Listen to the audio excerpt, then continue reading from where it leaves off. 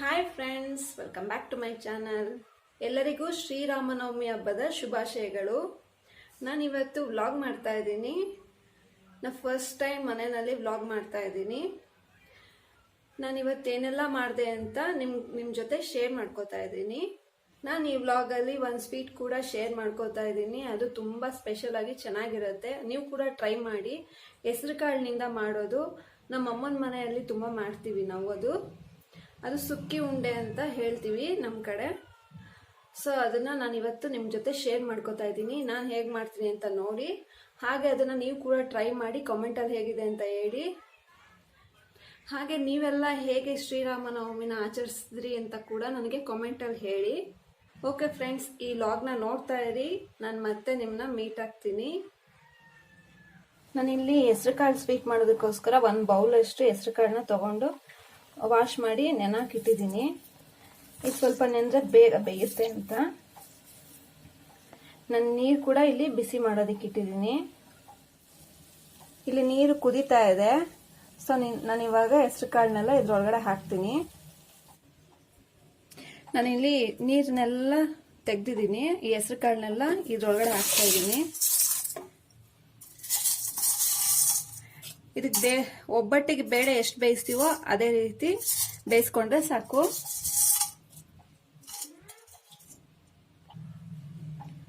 ಇದಕ್ಕೆ ನಾನು 1-2 ತೊಟ್ಟಷ್ಟು ಆಯಿಲ್ ಕೂಡ ಹಾಕ್ತಾ ಇದ್ದೀನಿ. ಈ ಹೆಸರು ಕಾಳ್ದು ಕಟ್ಟು ಚೆನ್ನಾಗಿ ಬಿಡ್ಲಿ ಅಂತ. ಸೊ ಯಾಕೆ ಅಂದ್ರೆ ನಾನು ಈ ಹೆಸರು ಕಾಳಿನಲ್ಲಿ ಬೇಯಿಸಿರೋ ನೀರಿನಲ್ಲೇ ನಾನು ಸಾಂಬಾರು ಮಾಡ್ತೀನಿ. ಒಬ್ಬಟ್ಟು ಸಾರು ಹೇಗೆ ಮಾಡ್ತೀವೋ ಅದೇ ರೀತಿ ಮಾಡ್ಕೋಬಹುದು. ಇಲ್ಲಾಂದ್ರೆ ಬಸ್ಸಾರು ಮಾಡ್ಕೊಳ್ಳೋ ರೀತಿ ಕೂಡ ಮಾಡ್ಕೋಬಹುದು. ಇದು ಬೇಯೋದಕ್ಕೆ ಸ್ಟಾರ್ಟ್ ಆಗ್ತಾ ಇದೆ. ನಾನು ಇವಾಗ ಪಾನಕ ಮಾಡ್ಕೋತಿದ್ದೀನಿ. ನಾನಿಲ್ಲಿ ಇವಾಗ ಪಾನಕ ಮಾಡ್ಕೊಳ್ಳೋದಕ್ಕೋಸ್ಕರ ಸ್ವಲ್ಪ ಬೆಲ್ಲ, ಸ್ವಲ್ಪ ಸಕ್ಕರೆ ತಗೊಂಡಿದ್ದೀನಿ. ಇದಕ್ಕೆ ನಾನು ಏಲಕ್ಕಿ ಪುಡಿ ಕೂಡ ಹಾಕಿದ್ದೀನಿ. ಇದು ನೆನೆಯೋ ಅಷ್ಟು ನಾನು ನೀರು ಹಾಕಿ ಸ್ವಲ್ಪ ನೆನೆಸ್ಕೋತೀನಿ. ಅಷ್ಟರಲ್ಲಿ ನಾನು ಕರ್ಬೂಜ ಹಣ್ಣನ್ನ ರೆಡಿ ಮಾಡ್ಕೋತೀನಿ. ನಾನಿಲ್ಲಿ ಹೆಸರುಬೇಳೆ ಮಾಡೋದಕ್ಕೋಸ್ಕರ ಹೆಸರುಬೇಳೆ ಕೂಡ ಆಲ್ರೆಡಿ ನೆನೆಹಾಕಿಟ್ಟಿದ್ದೀನಿ. ನೆಕ್ಸ್ಟ್ ಇದು ಹೆಸರು ಕಾಳು ಸ್ವೀಟ್ ಮಾಡೋದಕ್ಕೋಸ್ಕರ ಬೆಲ್ಲನ ಕುಟ್ಟಿ ಪುಡಿ ಮಾಡಿ ಇಟ್ಕೊಂಡಿದ್ದೀನಿ. ನಾನು ಇವಾಗ ಕರ್ಬೂಜ ಹಣ್ಣು ಪಾನಕಕ್ಕೋಸ್ಕರ ಕಟ್ ಮಾಡಿ ಇಟ್ಕೋತಾ ಇದ್ದೀನಿ.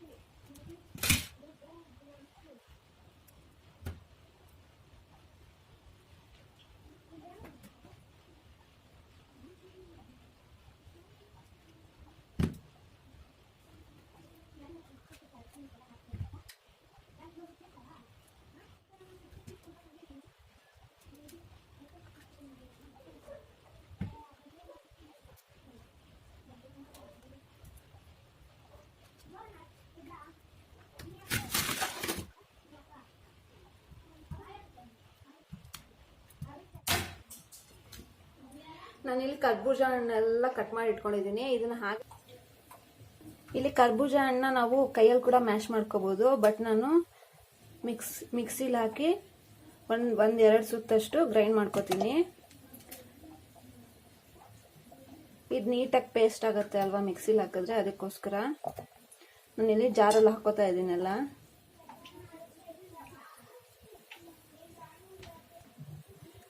ನಾನಿಲ್ಲಿ 1-2 ಸುತ್ತಾಡ್ಸಿದ್ದೀನಿ ಅಷ್ಟೇ. ಗ್ರೈಂಡ್ ಆಗಿದೆ. ಇದನ್ನ ಮೊದಲೇ ನಾನು ಸಕ್ಕರೆ ಮತ್ತು ಬೆಲ್ಲ ಪಾನಕಕ್ಕೆ ರೆಡಿ ಮಾಡ್ಕೊಂಡಿದ್ನಲ್ಲ ಅದ್ರೊಳಗಡೆ ಹಾಕಿ ಮಿಕ್ಸ್ ಮಾಡ್ತೀನಿ.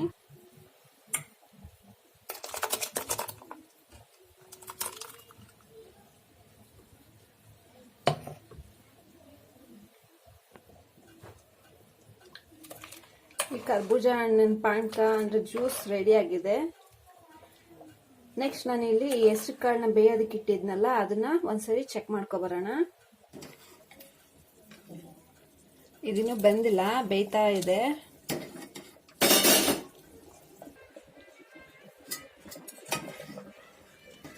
ಇವಾಗ ಬೇಳೆ ಎಲ್ಲ ಬೆಂದಿದೆ. ಇದು ನಾನು ಒಂದು ತೂತಿನ ಬಟ್ಲಲ್ಲಿ ಸ್ಟ್ರೈನ್ ಮಾಡ್ಕೋತೀನಿ. ನಾನು ಇದರಲ್ಲಿ ಬಗ್ಗಿಸ್ಕೊತಾ ಇದ್ದೀನಿ.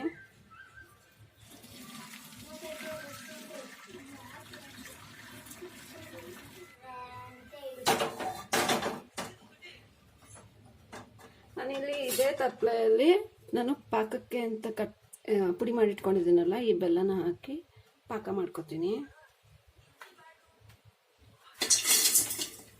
ಇದಕ್ಕೆ ನೀರೇನು ಹಾಕಬೇಡಿ, ಇದು ಹಾಗೆ ಕರಗುತ್ತೆ. ಇದು ಕರಗಿದ ನಂತರ ಹೆಸರು ಕಾಳನ್ನ ಬೇಯಿಸಿಟ್ಟಿರೋದನ್ನ ಇದ್ರೊಳಗಡೆ ಹಾಕಿ ಮಿಕ್ಸ್ ಮಾಡ್ಕೊಳ್ಳೋಣ. 1-2 ನಿಮಿಷ ಬಿಟ್ಟು ಸ್ಟವ್ ಆಫ್ ಮಾಡಿ ಇದನ್ನು ತಣ್ಣಗಾಗೋದಕ್ಕೆ ಬಿಡಬೇಕು. ಆಮೇಲೆ ಮಿಕ್ಸಿಯಲ್ಲಿ ಗ್ರೈಂಡ್ ಮಾಡ್ಕೋಬೇಕು. ಇವಾಗ ಒಬ್ಬಟ್ಟಿನ ಹೂರಣ ಹೇಗೆ ಮಾಡ್ಕೋತೀವೋ ಅದೇ ರೀತಿ ಇದನ್ನು ಕೂಡ ಹೂರಣ ಮಾಡ್ಕೋಬೇಕು.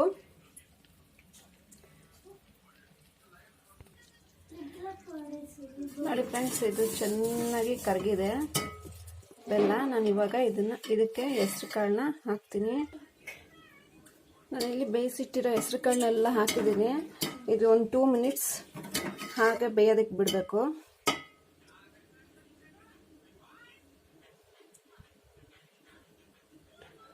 ಓಕೆ ಫ್ರೆಂಡ್ಸ್, 2 ಮಿನಿಟ್ಸ್ ಆಗಿದೆ.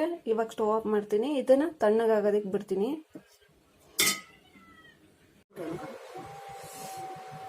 ನಾನು ಇಲ್ಲಿ ಹೆಸರು ಕಾಳನ್ನ ಚೆನ್ನಾಗಿ ಗ್ರೈಂಡ್ ಮಾಡಿ ಇಟ್ಕೊಂಡಿದ್ದೀನಿ.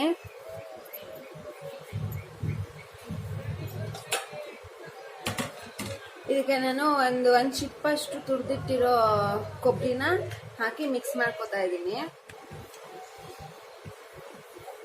ಕೊಬ್ಬರಿ ಎಲ್ಲ ಹಾಕಿ ಈ ರೀತಿ ಮಿಕ್ಸ್ ಮಾಡಿಕೊಂಡು ಉಂಡೆಗಳನ್ನ ಮಾಡ್ಕೊಂಡಿದ್ದೀನಿ. ಈ ರೀತಿಯಾಗಿ ರೌಂಡಾಗಿ ಈ ರೀತಿ ಸ್ವಲ್ಪ ಪ್ರೆಸ್ ಮಾಡಿಕೊಂಡು ವಡೆಗೆ ಮಾಡ್ತೀವಲ್ಲ ಆ ರೀತಿಯಾಗಿ ಉಂಡೆಗಳನ್ನ ಮಾಡಿಟ್ಕೊಂಡಿದ್ದೀನಿ. ಇದು ಡೀಪ್ ಫ್ರೈ ಮಾಡಬೇಕು. ಈ ಡೀಪ್ ಫ್ರೈ ಮಾಡೋದಕ್ಕೆ ಬ್ಯಾಟರ್ನ ರೆಡಿ ಮಾಡೋದು ಹೇಗೆ ಅಂತ ತೋರಿಸ್ಕೊಡ್ತೀನಿ. ನಾನಿಲ್ಲಿ ಇದಕ್ಕೆ ಬ್ಯಾಟರ್ಗೆ 1/4 kg ಅಷ್ಟು ಮೈದಾ ಹಸಿಟ್ಟನ್ನ ತಗೊಂಡಿದ್ದೀನಿ. ಇದಕ್ಕೆ 1 ಟೀ ಸ್ಪೂನ್ ಅಷ್ಟು ನಾನು ಕಾರ್ನ್ಫ್ಲವರ್ನ ಹಾಕ್ತಾ ಇದ್ದೀನಿ, ಯಾಕಂದ್ರೆ ಸ್ವಲ್ಪ ಕ್ರಿಸ್ಪಿಯಾಗಿ ಬರಲಿ ಅಂತೇಳಿ. ಇದಕ್ಕೆ ನಾನು 1 ಚಿಟಿಕೆ ಅಷ್ಟು ಉಪ್ಪನ್ನ ಹಾಕ್ತಿದ್ದೀನಿ ಟೇಸ್ಟಿಗೋಸ್ಕರ. ಇದನ್ನ ನೀವು ದೋಸೆ ಬ್ಯಾಟರ್ ಹೇಗೆ ಇರುತ್ತೋ ಆ ರೀತಿಯಾಗಿ ನೀವು ಮಿಕ್ಸ್ ಮಾಡ್ಕೋಬೇಕು. ನಾನು ಇಲ್ಲಿ ಸ್ವಲ್ಪ ಸ್ವಲ್ಪ ನೀರನ್ನ ಹಾಕೊಂಡು ಮಿಕ್ಸ್ ಮಾಡ್ಕೋತೀನಿ.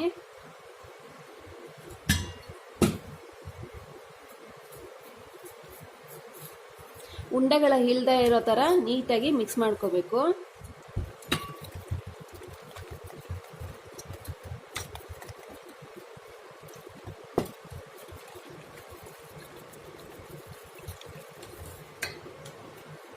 ಇದು ಉಂಡೆ ಇಲ್ದೇ ಇರೋ ತರ ನೀಟಾಗಿ ಮಿಕ್ಸ್ ಮಾಡ್ಕೊಂಡಿದ್ದೀನಿ. ಇದು ತುಂಬಾ ತೆಳು ಇರಬಾರ್ದು, ತುಂಬಾ ಗಟ್ಟಿ ಇರಬಾರ್ದು. ನೀವು ಬಜ್ಜಿ ಮಾಡಿದಾಗ ಹೇಗಿರುತ್ತೆ ಆ ರೀತಿಯಾಗಿ ಆ ಕನ್ಸಿಸ್ಟೆನ್ಸಿಯಲ್ಲಿ ನೀವು ರೆಡಿ ಮಾಡ್ಕೊಳ್ಳಿ. ಇದನ್ನ ಡೀಪ್ ಫ್ರೈ ಮಾಡೋದು ಹೇಗೆ ಅಂತ ನೋಡೋಣ ಬನ್ನಿ. ನಾನು ಡೀಪ್ ಫ್ರೈ ಮಾಡೋದಕ್ಕೆ ಇಲ್ಲಿ ಆಯಿಲ್ ಕೂಡ ಬಿಸಿ ಆಗೋದಕ್ಕೆ ಇಟ್ಟಿದ್ದೀನಿ. ಇವಾಗ ಆಯಿಲ್ ಕೂಡ ಬಿಸಿ ಆಗಿದೆ. ಇವಾಗ ನಾವು ಮೈದಾ ಹಿಟ್ಟಿನ ಬ್ಯಾಟರ್ ಇದೆ ಅಲ್ಲ, ಅದರಲ್ಲಿ ಮುಂಚೆ ಹೆಸರು ಕಾಳನ್ನ ಉಂಡೆ ಮಾಡಿ ಇಟ್ಕೊಂಡಿದೀವಲ್ಲ, ಈ ರೀತಿ ಉಂಡೆ ಮಾಡಿ ಇಟ್ಕೊಂಡಿದ್ದನ್ನ ಇದನ್ನ ಡಿಪ್ ಮಾಡಿ ಆಯಿಲ್ಗೆ ಡೀಪ್ ಫ್ರೈಗೆ ಹಾಕೋಬೇಕು.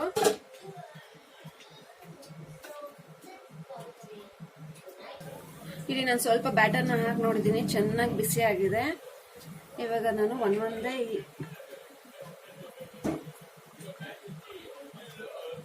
ನಾನು ಈ ಮೈದಾ ಬ್ಯಾಟರ್ ಅಲ್ಲಿ ಈ ರೀತಿಯಾಗಿ ಡಿಪ್ ಮಾಡಿ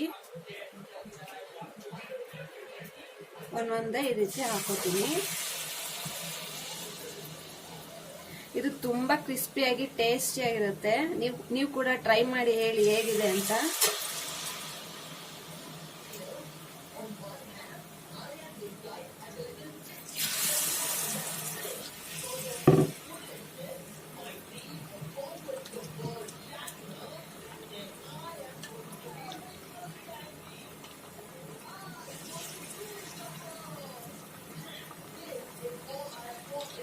ಈ ಹೆಸರು ಹೆಸರುಕಾಳು ಹೂರ್ಣನ ಸ್ವಲ್ಪ ಗಟ್ಟಿಯಾಗಿ ಇರಬೇಕು, ಸ್ವಲ್ಪ ನೀರ್ ತರ ಮಾಡ್ಕೋಬೇಡಿ, ಇದು ಗಟ್ಟಿಯಾಗಿದ್ರೇನೆ ಚೆನ್ನಾಗಿ ಬರೋದು.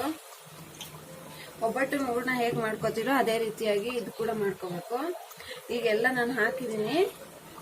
ಇದು ಒಂದು 5 ನಿಮಿಷ ಫ್ರೈ ಆದ್ರೆ ಸಾಕು, ಯಾಕಂದ್ರೆ ಹೆಸರು ಕಾಳು ಬೆಂದಿರೋದ್ರಿಂದ ಮೇಲ್ಗಡೆ ಹಾಕಿರೋ ಬ್ಯಾಟರ್ ಬೆಂದ್ರೆ ಸಾಕಾಗುತ್ತೆ.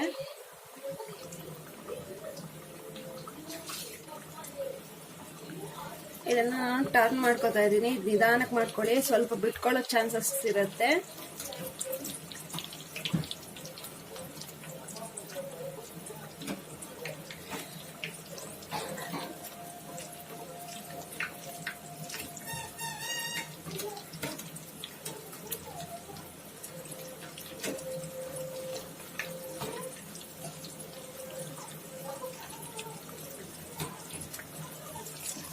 ಓಕೆ ಫ್ರೆಂಡ್ಸ್, ಇದಾಗಿದೆ. ನಾನು ತೆಗಿತಾ ಇದ್ದೀನಿ.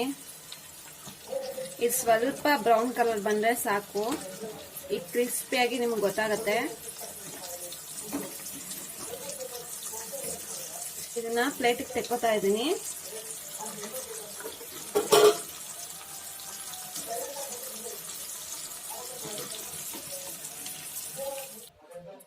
ಫ್ರೆಂಡ್ಸ್ ನೋಡಿ, ಇದು ರೆಡಿ ಆಗಿದೆ. ಇದು ತುಂಬಾ ಬೋಂಡ ತರ ಇರುತ್ತೆ, ಒಂದೆರಡು ತಿಂದ್ರೂ ಏನು ಅನ್ಸೋದಿಲ್ಲ.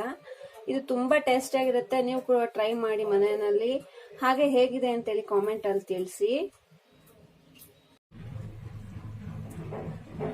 ಓಕೆ ಫ್ರೆಂಡ್ಸ್, ಶ್ರೀರಾಮನವಮಿ ಸ್ಪೆಷಲ್ ಮಜ್ಜಿಗೆ ಪಾನಕ ಹೆಸರುಬೇಳೆ ಎಲ್ಲ ರೆಡಿ ಆಗಿದೆ.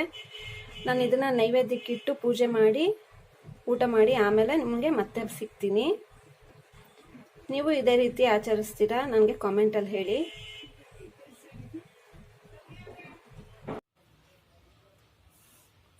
ನೀವೆಲ್ಲ ಶ್ರೀರಾಮನವಮಿನ ಹೇಗೆ ಆಚರಿಸಿದ್ರಿ ಅಂತ ನಂಗೆ ಕಮೆಂಟಲ್ಲಿ ತಿಳಿಸಿ. ಇನ್ನೊಂದೇನಪ್ಪ ಅಂದರೆ ನಾನು ಮನೆಯಲ್ಲಿ ಫೇಶಿಯಲ್ ಹೇಗೆ ಮಾಡೋದು ಅಂತ ನೆಕ್ಸ್ಟ್ ವಿಡಿಯೋದಲ್ಲಿ ತೋರಿಸ್ಕೊಡ್ತೀನಿ. ಅದಕ್ಕೋಸ್ಕರ ನಾನು ವೈನ್ ಫೇಶಿಯಲ್ ಕಿಟ್ನ ತೆಗೆದಿಟ್ಕೊಂಡಿದ್ದೀನಿ. ಆಲ್ರೆಡಿ ಇದು ನನ್ನ ಹತ್ರ ಇರೋದೇನೆ. ನಂಗೊಬ್ರು ಕಾಮೆಂಟಲ್ಲಿ ಹಾಕಿದ್ರು, ಮನೆಯಲ್ಲೇ ಫೇಶಿಯಲ್ನ ಹೇಗೆ ಮಾಡ್ಕೊಡೋದು ತೋರಿಸ್ಕೊಡಿ ಈಸಿಯಾಗಿ, ಬೇರೆ ಬೇರೆ ಫೇಶಿಯಲ್ಸ್ ಬರುತ್ತಲ್ಲ ತೋರಿಸಿ ಅಂತೇಳಿ. ಅದಕ್ಕೋಸ್ಕರ ತೆಗೆದಿಟ್ಟಿದ್ದೀನಿ. ಅದು ನೆಕ್ಸ್ಟ್ ವಿಡಿಯೋದಲ್ಲಿ ಬರುತ್ತೆ. ಈ ವಿಡಿಯೋ ಆದಮೇಲೆ ಅದು ಬರುತ್ತೆ. ಬ್ಯೂಟಿ ಸ್ಟೋರ್ಸಲ್ಲಿ ಈ ರೀತಿ ಫೇಶಿಯಲ್ ಕಿಟ್ಗಳು ಸಿಗುತ್ತೆ. ನಿಮ್ಗೆ ಯಾವ್ದು ಬೇಕಾದರೂ ಬೈ ಮಾಡ್ಬೋದು. ಬಟ್ ಈ ವೈನ್ ಫೇಶಿಯಲ್ ಅನ್ನೋದು ತುಂಬ ಚೆನ್ನಾಗಿರುತ್ತೆ. ಹಾಗೆ ಡೈಮಂಡ್ ಫೇಶಿಯಲ್, ಕೋಲ್ಡ್ ಫೇಶಿಯಲ್ ಎಲ್ಲ ಸಿಗುತ್ತೆ. ನನಗೆ ಇಷ್ಟ ಆಗಿದ್ದು ಇದು ವೈನ್ ಫೇಶಿಯಲ್. ಇದು ತುಂಬ ರಿಸಲ್ಟ್ ಕೊಡುತ್ತೆ. ಅದಕ್ಕೋಸ್ಕರ ನಾನು ಈ ಫೇಶಿಯಲ್ ಹೇಗೆ ಮಾಡೋದು ಅಂತ ತೋರಿಸ್ಕೊಡ್ತೀನಿ. ಹಾಗೆ ಇದರಲ್ಲೇ ಬರೆದಿರ್ತಾರೆ, ಏನು ಕಷ್ಟ ಇರೋದಿಲ್ಲ ಮಾಡ್ಕೊಳ್ಳೋದು. ಸ್ಟೆಪ್ ಬೈ ಸ್ಟೆಪ್ ಈ ಥರ ಬರೆದಿರ್ತಾರೆ ಹೇಗೆ ಮಾಡ್ಕೊಳ್ಳೋದು ಅಂತ, ಯಾವುದಾದ್ಮೇಲೆ ಯಾವುದು ಅಂತೇಳಿ. ಇದನ್ನು ನೆಕ್ಸ್ಟ್ ವಿಡಿಯೋದಲ್ಲಿ ಮಾಡಿ ತೋರಿಸ್ಕೊಡ್ತೀನಿ. ಓಕೆ ಫ್ರೆಂಡ್ಸ್, ನಾನು ಈ ವ್ಲಾಗ್ನ ಇಲ್ಲಿಗೆ ಎಂಡ್ ಮಾಡ್ತಾ ಇದ್ದೀನಿ. ಈ ವ್ಲಾಗ್ ನಿಮ್ಗೆ ಇಷ್ಟ ಆಯ್ತಾ ಅಂತ ನನಗೆ ಹೇಳಿ. ಈ ರೀತಿ ವ್ಲಾಗ್ಗಳು ನಿಮ್ಗೆ ಇಷ್ಟ ಆಗುತ್ತಾ ಅಂತ ಕೂಡ ಕಮೆಂಟಲ್ಲಿ ತಿಳಿಸಿ. ಫ್ರೆಂಡ್ಸ್, ನಾನು ಈ ವ್ಲಾಗ್ ಇಷ್ಟ ಆಗಿದ್ದರೆ ನಿಮಗೆ ಲೈಕ್ ಮಾಡಿ, ಶೇರ್ ಮಾಡಿ, ಕಮೆಂಟಲ್ಲಿ ಹೇಗಿದೆ ಅಂತ ತಿಳಿಸಿ. ಹಾಗೆ ನನ್ನ ಚಾನಲ್ನ ಸಬ್ಸ್ಕ್ರೈಬ್ ಮಾಡ್ಕೊಳ್ಳಿ, ಪಕ್ಕದಲ್ಲಿರೋ ಬೆಲ್ ಐಕಾನ್ನ ಪ್ರೆಸ್ ಮಾಡಿ. ನಾನು ನೆಕ್ಸ್ಟ್ ವಿಡಿಯೋದಲ್ಲಿ ಮೀಟ್ ಆಗ್ತೀನಿ. ಬಾಯ್.